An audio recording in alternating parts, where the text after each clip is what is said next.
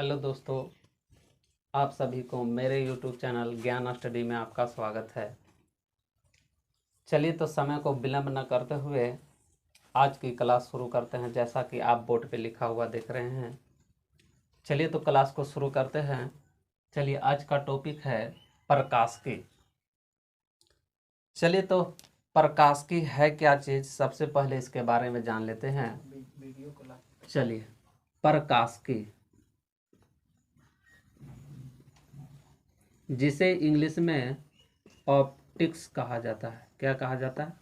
Optics. प्रकाशिकी किसे कहेंगे? प्रकाश की ऊर्जा को जिस शाखा में हम अध्ययन करते हैं उसे प्रकाशिकी कहा जाता है। प्रकाश की ऊर्जा को जिस शाखा में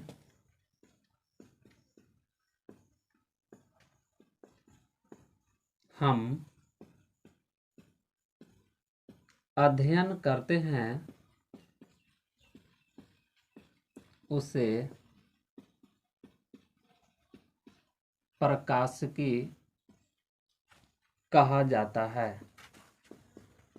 उसे क्या कहा जाता है? प्रकाशिकी। चलिए, इसके बाद जो है से आपको यहाँ पे लिखा हुआ देख रहे हैं कि तब प्रकाश किसे कहेंगे? प्रकाश, प्रकाश जिसे इंग्लिश में क्या कहा जाता है? लाइट। प्रकाश किसे कहेंगे? जिसकी सहायता से हम किसी भी वस्तु को देखते हैं उसे क्या कहते हैं? प्रकाश कहा जाता है।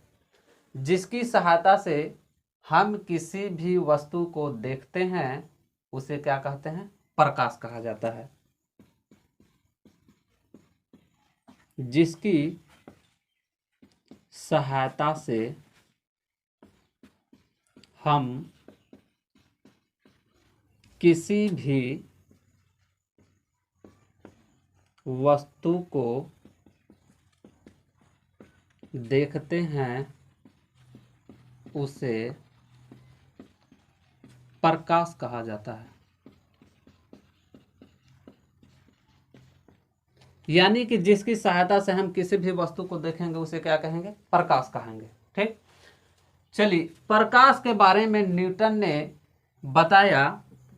किसने? न्यूटन ने बताया कि प्रकाश छोटे छोटे कणों से मिलकर बना है। न्यूटन ने कहा कि प्रकाश जो है से छोटे छोटे कणों से मिलकर बना है और यह सरल रेखा में चलता है। किस रेखा में चलता है?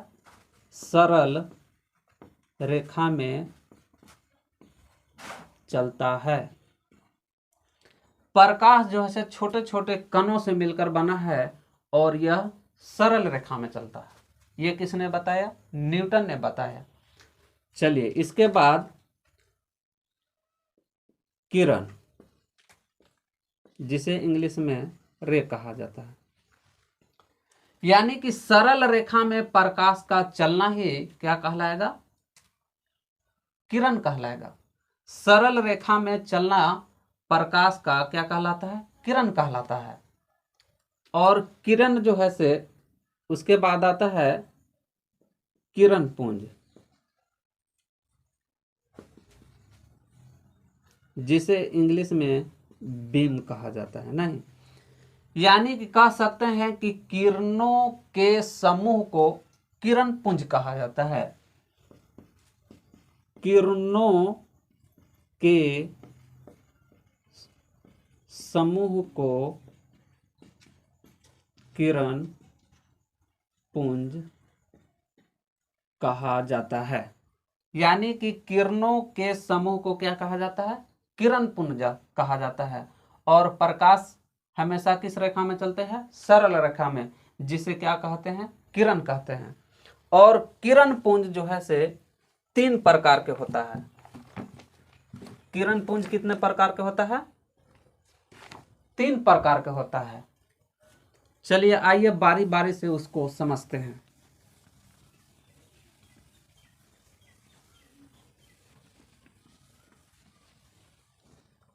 पहला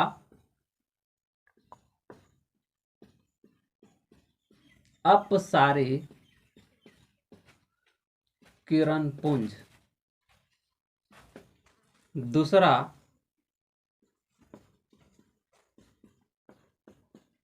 अभिसारी किरण पुंज, और तीसरा समांतर किरण पुंज। चलिए तीनों को बारी बारी से समझते हैं। अभिसारी किरण पुंज किसे कहा जाता है? किरणों का ऐसा समूह जो किसी एक बिंदु से निकलकर चारों तरफ फैलता है, उसे अपसारी किरण पुंज कहा जाता है। यानी कि किसी एक बिंदु से निकलकर चारों तरफ फैलना क्या कहलाता है? अपसारी किरण पुंज कहलाता है। उसके बाद आपको आता है अभिसारी किरण पुंज। वैसा किरण पुंज जिसमें सभी किरण पुंज किसी एक बिंदु पर आके मिलता है। वैसा किरणों का समूह जिसमें सभी जो है से एक बिंदु पर आके मिलती है, उसे क्या कहा जाता है? अभिसारी किरण पुंज कहा जाता है। उसके बाद आता है आपको समांतर किरण पुंज। वैसा किरण पुंज जो एक दूसरे के क्या हो? समांतर हो, एक दूसरे के क्या हो?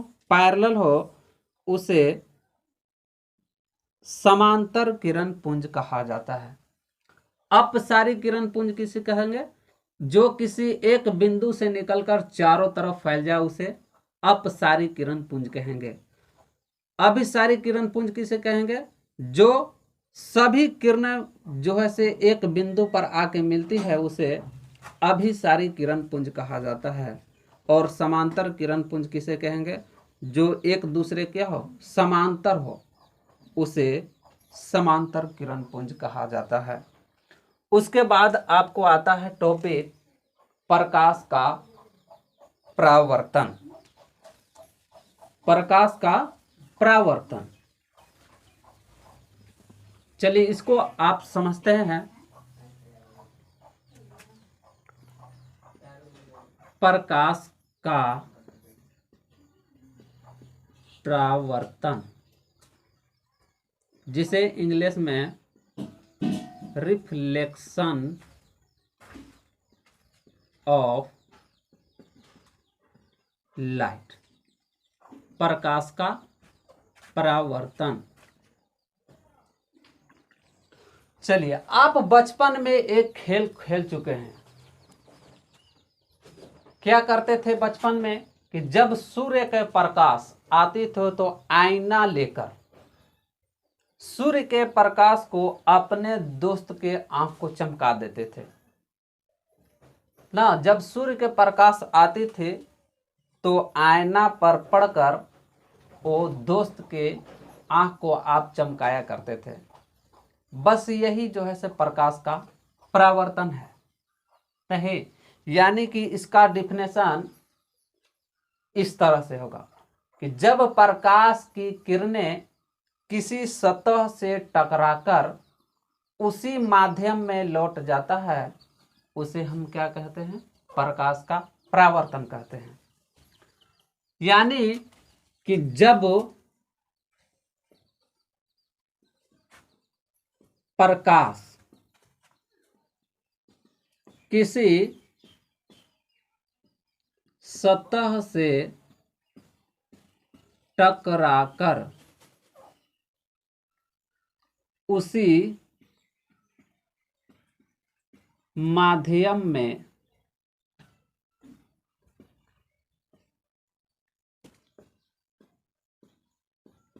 लौट जाना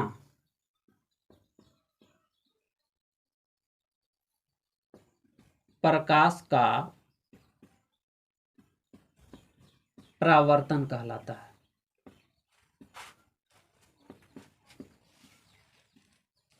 ना, यानी कि आप ऐसा करते थे कि एक आईना लेते थे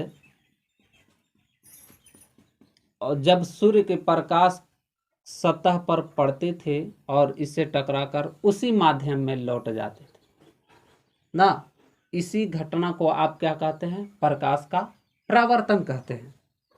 ये हो गया आपका आपतित किरण।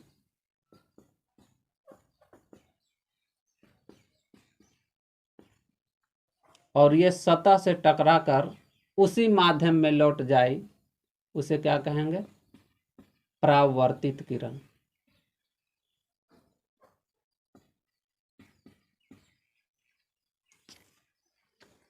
उसके बाद देखिए यहां पे अगर एक अभिलंब खींच देते हैं,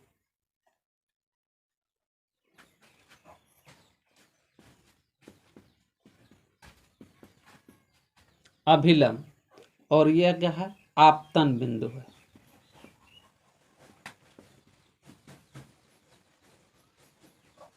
आपतन बिंदु। जब प्रकाश की किरणें किसी सतह से टकराकर उसी माध्यम में लौट जाते हैं, उसे क्या कहते हैं? प्रकाश का परावर्तन कहते हैं। नहीं, चलिए इसके बाद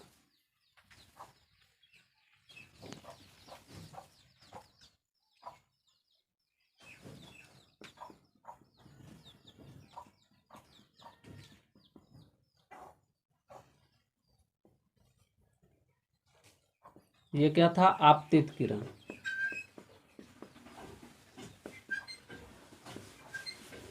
ये क्या था?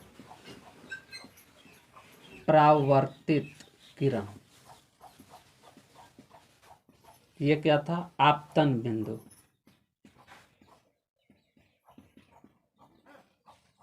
और ये क्या है? अभिलंब।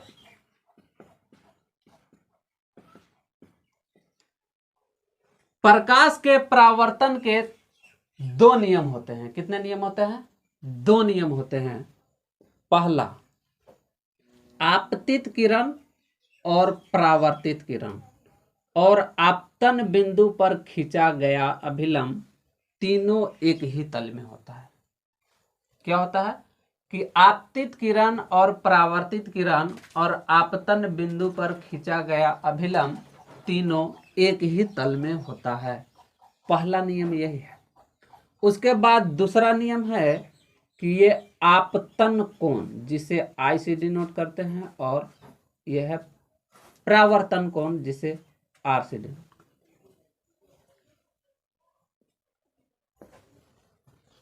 यानी कि पहला नियम है कि आपतित किरण और परावर्तित किरण तथा आपतन बिंदु पर खींचा गया अभिलंब तीनों एक ही तल में होता है। दूसरा नियम, आपतन कोण परावर्तन कोण के बराबर होता है। आपतन कोण परावर्तन कोण के बराबर होता है। आपतन कोण परावर्तन कोण के बराबर होता है। चलिए, इतना जानने के बाद आपको आपतन कोण किसे कहेंगे और परावर्तन कोण किसे कहेंगे। चलिए, उसके बाद आपतन कोण और परावर्तन कोण जान लेते हैं। पहला है आपका आपतन कोण।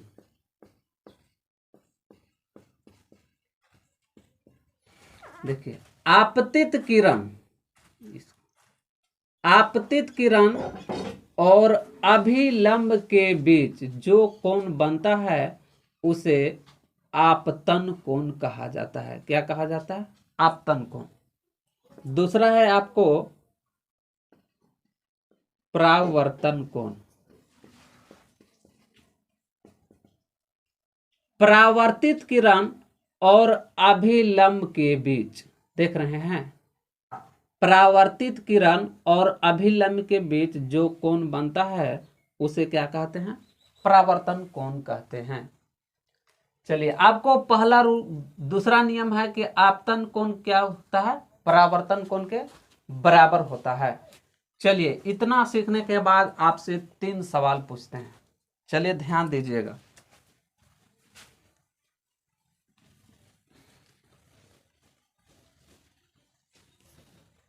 क्वेश्चन नंबर 1,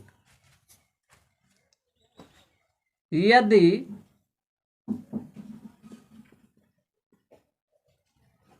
आपतन कोण 50 डिग्री है तो परावर्तन कोण होगा। Option number A 40 degree, 30 degree, C 50 degree और डी 45 डिग्री।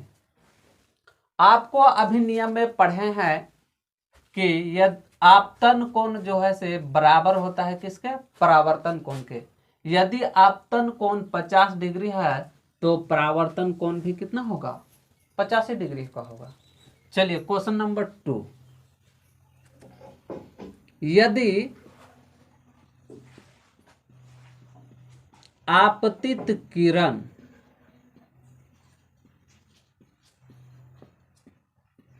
सतह से 50 डिग्री का कोण बनाती है तो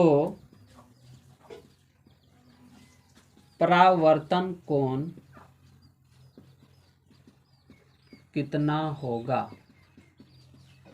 कह रहा है option number A 40 degree, 50 degree, C 90 degree और डी 45 डिग्री। कह रहा है कि यदि आपतित किरण जो है सतह से कितना डिग्री का कोण बना रही है, 50 डिग्री का, तो परावर्तन कोण कितना होगा। चलिए अगर आप 50 डिग्री लगा रहे हैं तो आपका उत्तर बिल्कुल गलत है। चलिए इस क्वेश्चन को बारीकी से समझिएगा।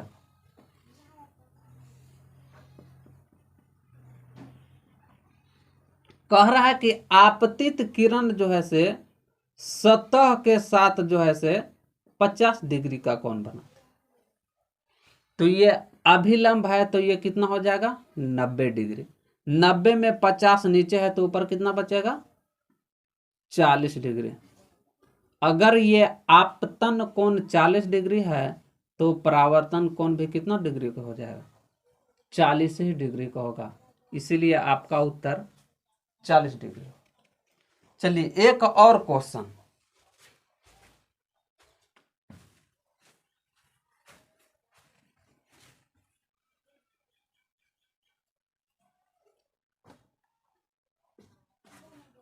यदि आपतित किरण सतह पर